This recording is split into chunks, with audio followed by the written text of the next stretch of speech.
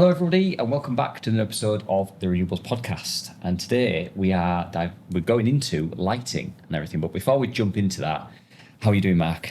I'm doing really good. I'm enjoying the new surroundings. So I'm sure people watching will have seen already, but this is a fresh location. And where are we, Sam? We are in Oval HQ and a freshly renovated downstairs office area reception room that we weren't really using that much. So it's now become our jazzy reception room, but mainly a podcasting area.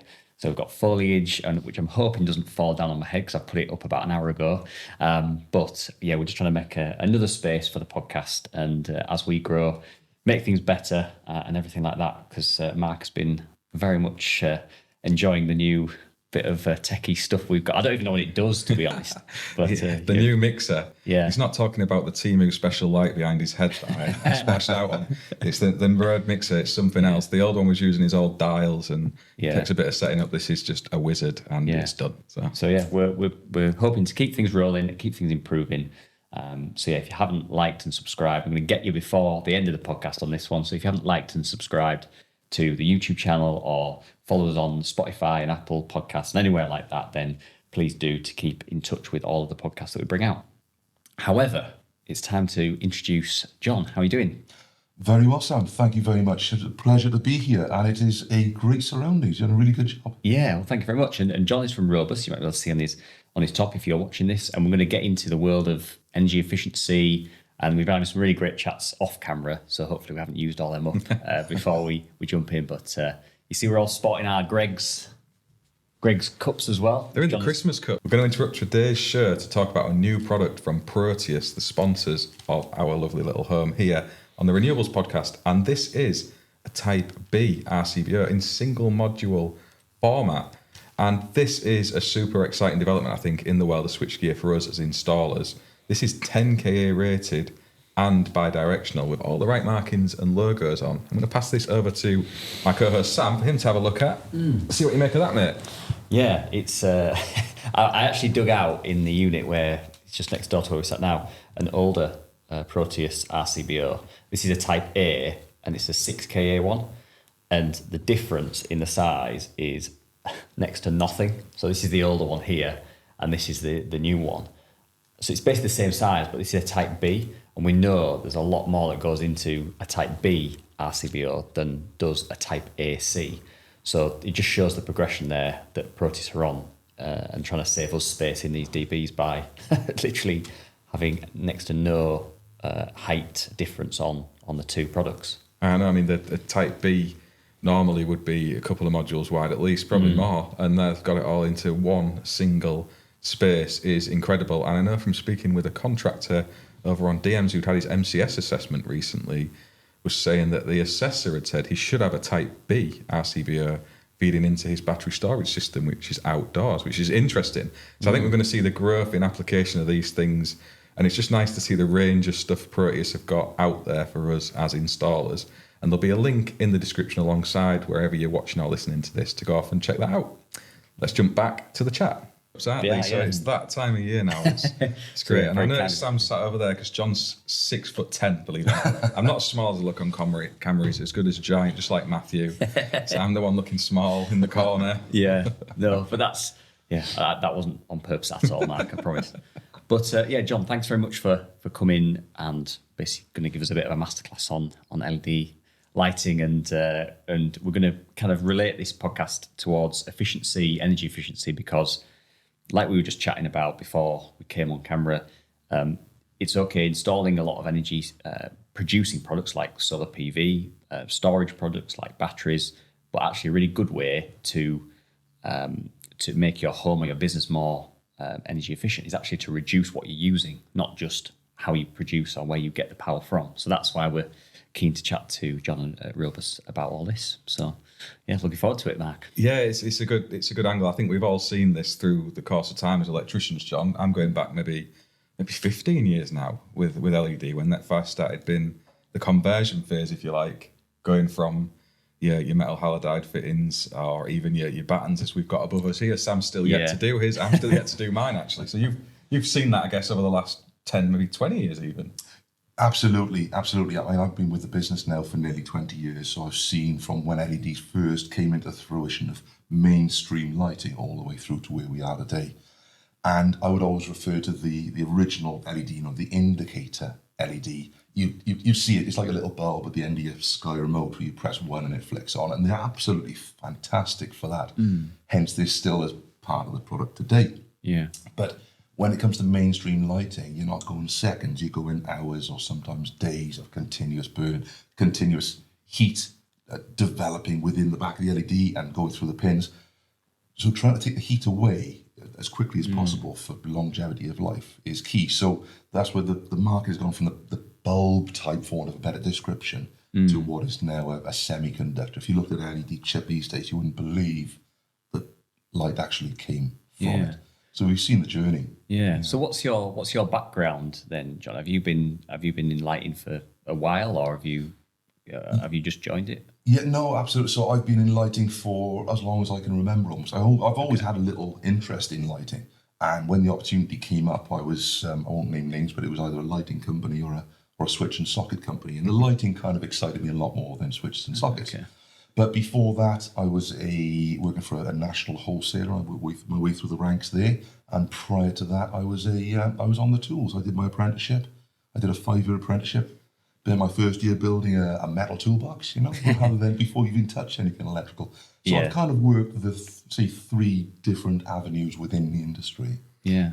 So I guess with your experience out doing this, you'll understand the difficulties we have as electricians in trying to replace some of these lights. We were talking about the weight of them before when we're swapping some of your high bay in factories to LED as they were, then the lamps just going in to what we've got now. So I guess you can kind of sympathise with us a little bit as well.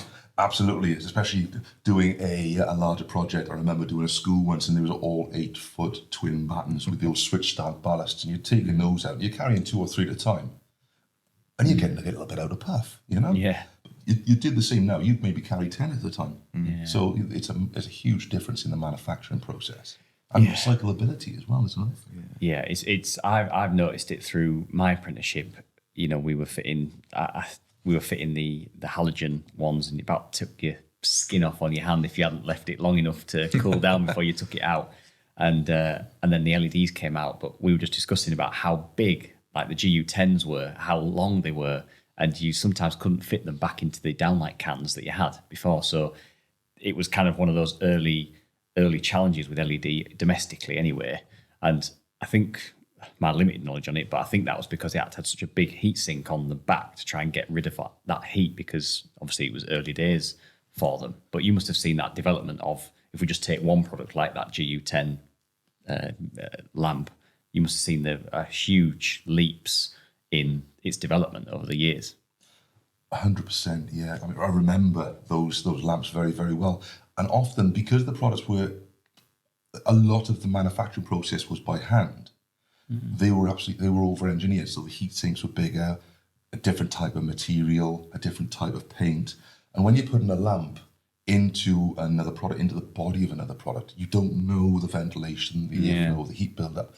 So you quietly encourage yourself to over-engineer it. And without the know-how and the technology that we have today, that was the route that many manufacturers had to go down.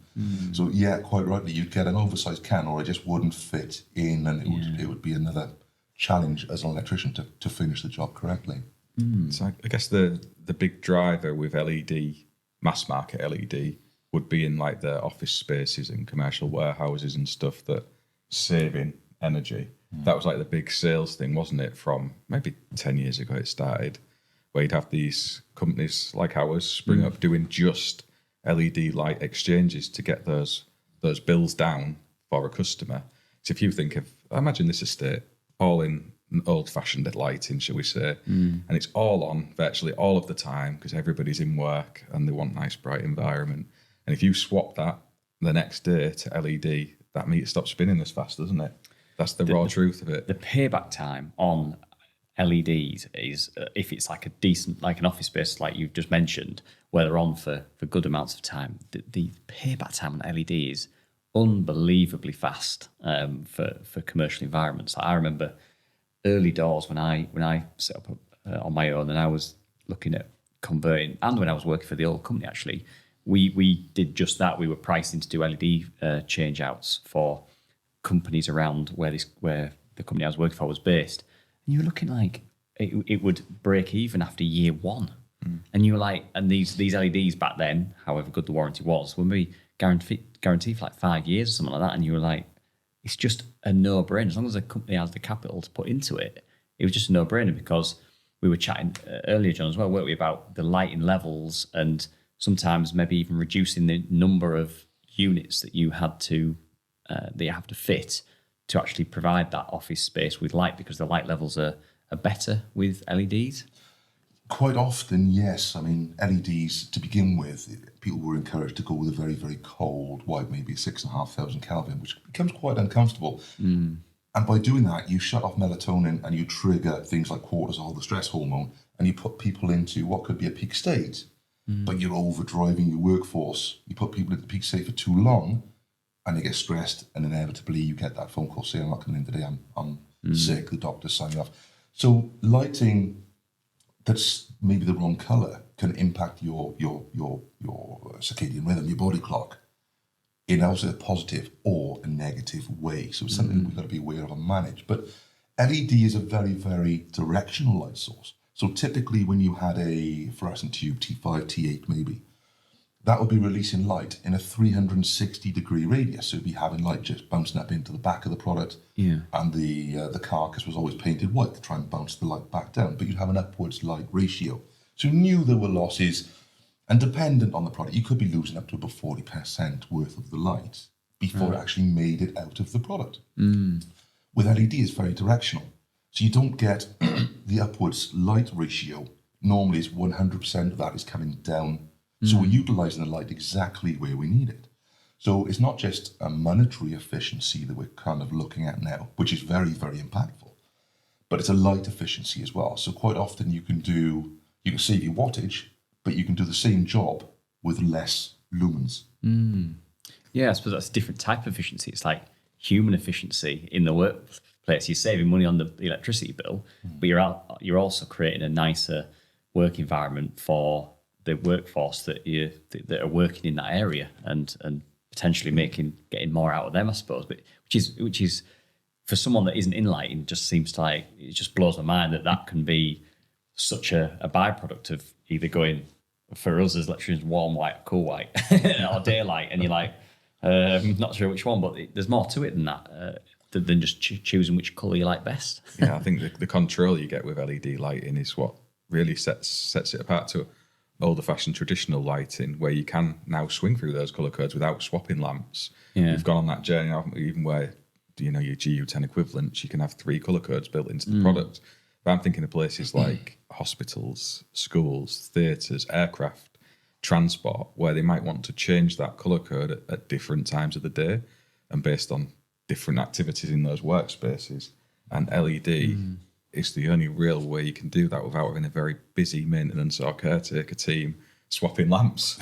Yeah, absolutely. And I think going back to the GU10 side of things, because I've been scarred as an apprentice, trying to, been sent to a job and putting the lamp in been sent with like 20 of these lamps for changing Mrs. Smith's, kitchen downlights, and none of them fitting by about that much. And you mentioned about those being over-engineered, and is that why we start to see these downlights now that are all kind of all in one kind of unit now, where you don't have a separate lamp, it's all built into one case because you know what the ventilation is of that downlight? Is that why we've moved to that? It's a big part of why we've moved to that, yes. I mean, it's the machine made now instead of handmade, so the manufacturing process is different. We've had more time. I mean, people say LEDs last for 50,000 hours. We can't physically leave them on a bench for 50,000 hours because by the time we did, it would be old-fashioned. Yeah. So generally, LEDs are tested to between 5.5 times or 6 times, and then it's extrapolated. Sorry, between 6,000 and 9,000 hours, and then it's extrapolated 5.5 to 6,000 times. What I was trying to say, which gets you to your 50,000 or your 100,000 or whatever the hourage that you got there. So lamps, whilst they're replaceable, so you're very limited, you don't have to invest in somebody coming through to maintain your product, which is great for student accommodation, for example. What you can't get into the technology, which is so small, is the efficiency. So when you're talking about a lamp, you may be talking 95, 96, or maybe 100 lumens per circuit watt. But when you're talking about the downlights, you're up to 125, 130 lumens per circuit watt. So the performance is better. Right. In the ones that are all built in that the solid unit. state. Sorry. Right. In the solid state product. Yeah. Okay. I guess there's control over the fire rated aspect of them as well. So if you've got a GU10 can that you put in a lamp in that's maybe not made especially for that can, you could maybe still achieve your fire rating with a hood or something, but as an all-in-one product, I guess that's quite difficult. Maybe that's one of the other reasons they've gone down that road. Yeah, most probably. And I mean, it is nice when you're doing the installs because they used to have the sort of almost like the flow connectors on the back where you can first fix everything, or you can start the second fix fairly early on, and then you just go around once you do your testing and just clicking in the heads. I suppose the challenge to that is the eco part of it. Whereas if that goes wrong, you're not able to change that lamp like you would have been able to do previously. You're having to change the full can and everything. So there's always a trade-off, isn't there, with getting that efficiency out of that downlight. But you're also then, if that goes wrong, you're having to try and recycle in whatever way you can that full fitting rather than just changing that lamp that is probably has a much lighter touch on the environment. Yeah, I guess of that, I guess it depends how much of the recycling is actually done. You're relying on the consumers to put that into a recycling process that's maybe not quite. See, one thing I'd like to see with the GU10s in particular is the connector. The connectors we use to plug them in. The standardisation of that between brands, so that's the same connector, so you can put in any fitting you like. Because one of the things we find electricians is you go around to swap the lights, and at the minute there'll be MR12s or whatever, and there's all bare cable in the ceiling and all the rest of it. So it doesn't really matter, we're wiring and whatever. But fast forward 10 years when these LED lights are starting to be replaced, we don't then need to replace the connector on the cabling as well. Yeah, that plugs into that can stay there, and it doesn't need to be recycled.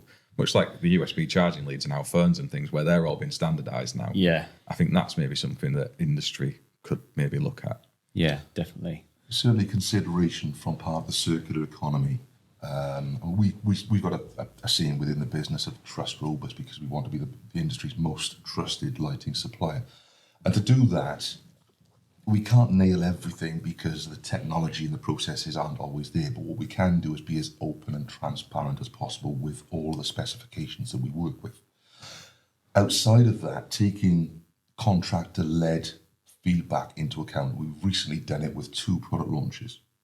And they've been absolutely fantastic product launches because we've really listened with a true understanding of what is required in the marketplace. Not we think we know what the guys and the girls want. It's what they truly want to make the job easier, but more professional as well. So there's a big focus around taking feedback like that, and that's a fantastic idea. Whether we could get it into the market, it would probably be led by somebody like the LIA rather than a manufacturer-specific task. But it's certainly something to focus on. Yeah, I think if obviously there might be those conversations happening, and it takes a company like Robust to go, that's a good idea to start that kind of ball rolling on an idea like that. Because I think a lot of the time, sometimes these companies can potentially be a little bit scared to stick their head above the parapet with some of these ideas and just want to stay in their own lane. But I think quite often, a bit like the nature of this podcast, it's having that conversation with lots of different, competitors and everyone else to actually come together to get a good solution to reduce that waste and everything. But you had a really good point, Mark, earlier about the failure rates of LEDs, but also about kind of the failure rates that we maybe didn't see as electricians back in the day. Do you want to have a... Yeah, I mean, that's what led to my conversation with John the other week. We'd had an LED failure in my unit, and I'd been sharing a few things of other products that are similar, where you just think, should these things be lasting a bit longer? And I think in the past with LED lighting, again, going back 10, 15 years, they were failing sometimes within a couple of months. It was whatever came off than expert from China was what the wholesalers were stocking. But I think a lot of these other lights, I keep pointing up at your lights, Sam. But you guys really can't pointing see that them. out. You guys can't see them, but they're old fluorescent lights. And you maybe would have had starters and lamps been changed by caretakers, maintenance operators in your schools and your leisure centres, even domestic customers. They're going to be taking care of all of that. So maybe we thought these were a bit more reliable than we are actually recognising. Rose-tinted glasses, maybe, because every time one of these fluorescent lamps needs replacing, there's the recycling there, there's the gases that are in them, and they don't last forever. And then the LED lights that are going up in place of them, I was speaking to John about the one at our unit, if there was any kind of possibility of repairing those things with the replacement drivers and such. And it turns out that there is. That was something that I went on as a learning journey as an electrician. You just think you have to replace the whole thing, but you don't. There's opportunity there to do maintenance to a degree. Yeah, that's it. And so do you get is there any kind of appetite for those replacement bits then, John, that you've seen, rather than just ripping that full fitting down and a new fitting in? Or do you think that's maybe, if there isn't that appetite there now, do you think that's potentially going to come as we move forward, as being more conscious of the eco environment of these lights? Absolutely. I think that I can see it happening now slowly but surely. A lot more product is becoming modular. There's a lot more focus on combining ranges. So even if it's producing, or it's drawing more wattage and current, it's managing that efficiently to try and have a one-size-fits-all driver, certainly within a range, maybe within a high percentage of a catalogue, but it's a work in progress. But absolutely, the more products, I mean, emergency lighting batteries is something that is the industry working on at the moment to try and standardise, and you probably won't see every supplier standardising the same, but if one supplier can standardise as much as possible on all of the batteries, it means that we can stock more batteries and we can service the industry better and be a lot greener and support the environment. I suppose it's one of those things that those batteries have actually probably all been made very much in the same place. It's just they've had different connectors, the cells are slightly different sizes. So actually it's probably not as hard as what we might think to actually standardise that, because ultimately they're probably just rolling out of a similar factory, just with different connectors, different size, in a different box. I guess the LED lighting, emergency lighting, must have reduced the size of the batteries that you need in those anyway. Thinking back to the old bulkheads, I don't know if that's an LED one up there, Sam. My eyesight's You're really pulling my place I'm apart. just taking I'm Sam's so place proud back. of what I've got But done here, and you're ripping it apart. The batteries you would need for something like that, I would imagine, would be larger than you'd need in an LED fitting. So there must be some efficiency there already. Absolutely. I mean, we've moved, as Robus, we've moved all of our batteries now across to LifePo 4. Right. So they're smaller, they're more efficient, they charge quicker, they discharge slower. So if they're left on a shelf, with us or with a wholesaler for a period of time, they're a lot less likely to lose the charge from within. And you can save up to 50% energy because they only charge when they need to charge instead of all the time like the previous batteries. And the physical size and weight differs massively. We're much more efficient now in size and material, which means that we can ship more, we can stock more, we can handle more. It totally slickens the process. And it's easier if you're replacing batteries. The physical weight of holding a battery pack above your head. One of the first jobs I ever did as an apprentice was to change a twin spot. I can remember being at the top of the steps and taking it down. I wasn't expecting it to be as heavy as it was, and it really shocked me. And there was nothing much in it, but a huge, it was almost like a car battery above your head. It was huge. So that in comparison to where we are today is chalk and cheese. Yeah, I really do like, it's not really the area I've ever really operated in, but I do really like those little emergency lights they're just tiny, but when you see them come on, they're so bright. And I think that's what you've touched on is the amount of light you can get out of an LED compared to, I'm going to do it now, some of these fluorescents and things like that. When you change an emergency light bulkhead and you have, maybe one on one door and then you're changing this one on this door to LED and you see the difference, if it's on all the time, you see the difference, you just think this technology it's just changed the game with lighting completely. Yeah, it's the aesthetics as well. We did a hotel chain probably 6 years ago, I think, where they had just bulkheads down a corridor.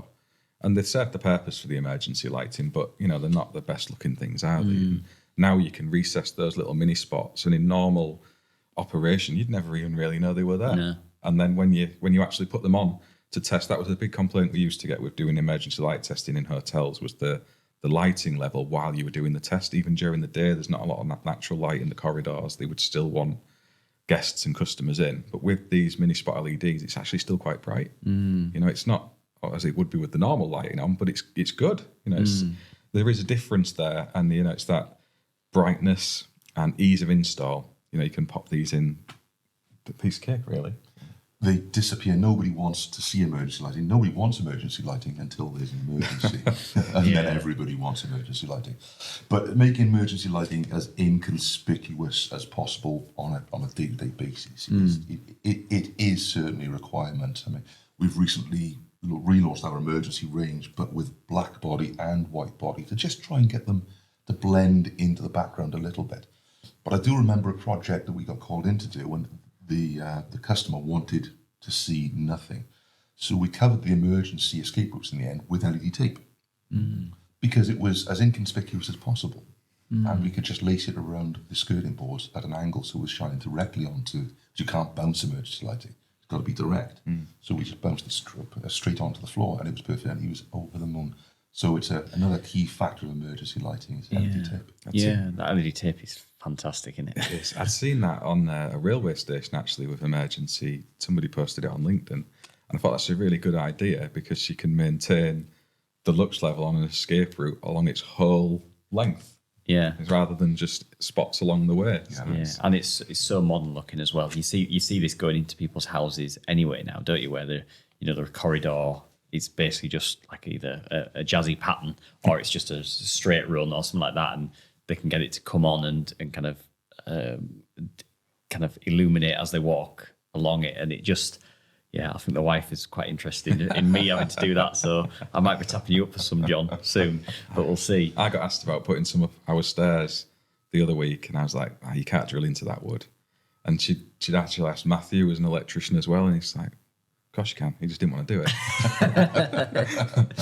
Yeah, well, again, we've had a really good conversation beforehand, so I keep referring back to it, but you had some good points you both did about the potentially the role of emergency lighting for battery and solar installations as well. So did you want to explain? I think I'd mentioned about the battery and the solar stuff because we've started doing it, not on every job, but on occasion when we're in a garage space where the lighting's maybe not great around the inverter and battery storage, of having a local light.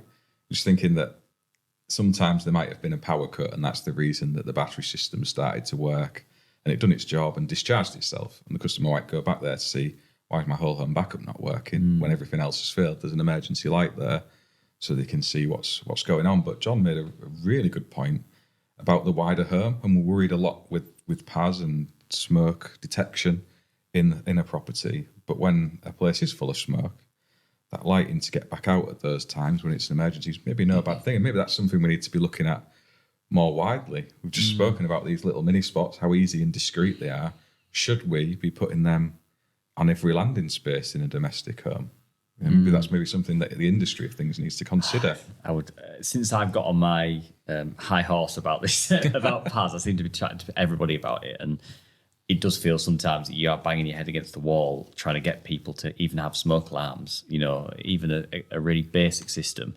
And, I'm not completely innocent of this. Before this PAS document, I didn't even think about smoke alarms as part of a solar and battery installation. There's always been murmurings around smoke alarms going in lofts when you've got a solar PV inverter, but it's proving quite difficult to put that extra cost on jobs to deliver smoke alarms. That it's one of them things, isn't it? I think the argument to have emergency lighting is definitely there in a property. It's just getting the customers to pay for it and see that value. And I think that comes from legislation really to say, the properties do need this. Because as we introduce, if we forget about home storage batteries, just introducing like your phones, the batteries you have in your phones, in your headphones, in your scooters and everything, the risk level in properties has gone up since a lot of this legislation was probably even thought about. That maybe it is time that we look at these fairly low cost little emergency lights just on like a stairway to start with. So if you're coming down from the stairs and the stairs is starting to fill with smoke, you can carry your kids down or your laptop down, like you mentioned, quite quickly after. So Kids can make their own way out. the laptop is irreplaceable. But, doing that, last thing you want is to have a really good smoke alarm system and know there's a fire, but the fire is really getting hold of. So you've invested in that, but then actually to get out of the property, you can't see can't see through the smoke. So I think for a fairly low cost, an emergency light might be a really good idea in that area. I think as a domestic property, there's no regulation around this yet, but I would certainly lobby it. I see the mileage in it straight away. The kitchen certainly is an area of high risk when it comes to fire. But the communal area in a home, and I know it's not a house of multiple occupancy, but where everybody would congregate, the most dangerous part of the home would be the stairs. That's where a majority of faults happen. I think if you're in that state, you wake up and you've had a fire and you're in the state of panic and shock and stress, you can't see very well, there's smoke everywhere, you're trying to get your stuff together, maybe even put some clothes on to get out of the house. The one thing that you could really do with is some light. And I would always suggest that one of those little pin spots gets put on the landing, just so you've got that cover to get down the stairs, and also anywhere near some solar equipment. We've seen recently about DC arcing and fires, and that's getting a lot more movement now. Certainly, again, an emergency light of some description around that area, and also the fuse board. Yeah. Just so you've got the visuals to get back in, whether it's the fire service who turn up and want to shut everything down, or whether it's just you and you've blown a lamp and you want to flick a breaker back on. Yeah. But it's certainly a requirement for visuals. I was just thinking about that, like having those emergency lights, so even so the fire brigade can carry you down. Such a good point. We're thinking of it us getting ourselves out. But John, that's a great point, isn't it? People coming in to save us, then being able to see where they're going might save 20, 30 seconds, which could be all the difference. Yeah. I'm definitely going to do that in my house now, because I'll be honest, I've not got emergency lights at home. I haven't. And I'm going to pop a couple of those little spots on the upstairs and downstairs. Because they're not much, are they? I don't think. They're not much money. So it's, oh God, that's another thing on our proposals. We're going to have to add now an optional pin spots. Obviously have to be robust, John. But I think there's a good argument for it outside of solar and battery. I mean, you imagine I'm thinking of an elderly relative. My mum at the minute, she's just had knee surgery, and if her lighting circuit tripped, her trying to get downstairs to go and do something about that, having an emergency light on the stairs there might take her a couple of minutes at the minute. Or she could be on the stairs on the way down and it might trip because of inrush currents, a bulb's gone. And she's not totally plunged into the dark, so now I'm going to have to go and put some in her house as well as my own. Yeah, who else can we get you to put something? But I think as well, it maybe limits the panic as well. Like you mentioned, if you lose all of your power, because obviously the first thing that the fire brigade do is pull the main fuse and everything, so at least then there's some light in that property. And it's like if you lose all your power and it is a shock, whereas at least if the emergency lights came on, you could still see that everything is okay still. Whereas when you're in the dark, and like you say, if you've got your mum there, you're kind of like, oh, what's going to happen now? Because they're in the dark, they can't see what's happening. They're maybe not that good on their legs. But even a young family, like just scared of the dark and scared, have no practical kind of experience on even how to reset a breaker. At least they can call someone and get, what do you get on emergency lights? Like a couple of hours, something like that? 3 hours. 3 hours. 3 hours. Yeah, 3 hours is pretty. Is a long time, isn't it? So, I think we'll maybe onto something there, chaps. We'll get on the phone to the IET and pop it into the proposal for the next amendment to the regs, which is probably starting tomorrow. So that's be it. a new one out. One thing that I'm quite interested in. So for these fittings, we've spoken about these all podcasts, so we might as well continue. But for these fittings, there's obviously a greater awareness of kind of the eco side of just ripping old stuff out and putting new fittings in. Are you seeing any kind of uptake in equipment that allows you to adapt something like these, 5 foot, 6 foot fluorescent fittings, where you can basically keep the carcass but adapt it to have like an LED tubing? Because I've seen those before. Absolutely, and we've danced around LED tubes, and when they first came out, they were a phenomenon. It was a fantastic product. But what we found quite quickly is when you had to rewire it, you'd end up having to put the live and the neutral at the one end. And the first thing you do with a tube is you put your finger on the pins on the other end as you're offering it up into the luminaire, which would, in essence, give somebody a nice little tickle at the end of it, which that became a safety concern. So as a business, that didn't get anywhere near our QC. Right. So that was a non-starter then.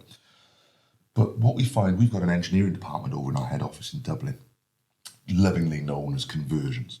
And what they will do, they'll take another product that could be one of your light fittings off the ceiling here, and they'll measure it and they'll work it out.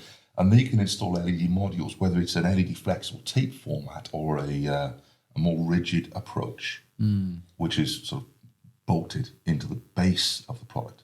Right. To recreate the light output that you would be receiving from the luminaires above your head, ideally when they're new, not after 5, 10, 15 years when you've had the decay of the control gear within. So in areas where you physically can't change the product, maybe due to decoration or maybe because they wired through in it an NCP style car park, we can change the luminous intensity through LED as a replacement. Yeah, absolutely. Yeah, because that's raised a really good point, because it might be that you might just want to have less of an eco impact on ripping them out, but you might actually not be able to rip those lights out without major works, like a car park where they've maybe been reinforced or they've been recessed into the foundations above or something like that, where you've got only a certain space that you can actually fit a light fitting in, and actually you probably can replace the full unit, but actually just having a conversion and keeping all of the carcass there and just refitting it to be LED, not only will save that carcass, but also save you so much time on having to rip it out and having to, maybe got steel conduit either side and you need it to be that much shorter or even worse, that much longer. And so you've got to try and rethread it, but you've already got all the cables passing through.